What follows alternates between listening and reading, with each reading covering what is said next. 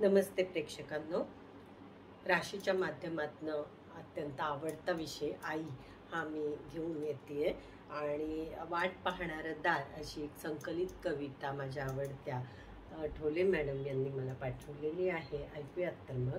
वाट पाहणारं दार. प्रत्येक घराला एक वाट पाहणारं दार असतं. खरंच सांगतो, त्या दाराचं नाव आई असतं.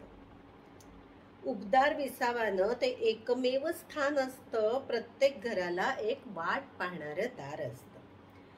वाट पाहणाऱ्या दाराला आस्थेच्या महिरपी तोरण असतं. वाट पाहणाऱ्या या दाराला आस्थेचं महिरपी तोरण असतं. घराच्या आदरातिथ्याचं ते एक परिमाण असतं. नीतिमत्तेच्या उंबरठ्या आड. नीतिमत्तेच्या उंबरठ्या आड मर्यादेचं त्याला भान असतं. प्रत्येक घराला एक वाट पाहणारं दार असतं. दारिद्र्याच्या दशावतारात. दारिद्र्याच्या दशावतारात हे दार कधीच मोडत नसतं. कोत्या विचारांच्या वाळवीनं ते कधीच सडत नसतं.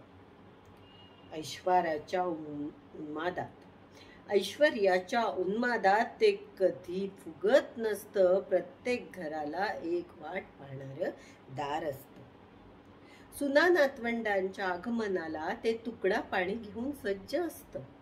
सुना नातवंडांच्या आगमनाला ते तुकडा पाणी घेऊन सज्ज असतं. लेकीची पाठवणी करताना अश्रूंना वाट करून देतं.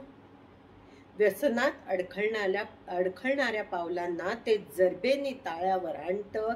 प्रत्येक घराला एक वाट पाहणारं दार असतं. मित्रांनो, उभ्या आयुष्यात फक्त एकच गोष्ट जपा. मित्रांनो, उभ्या आयुष्यात फक्त एकच गोष्ट जपा. उपहासाची करवत या दारावर कधीही चालवू नका.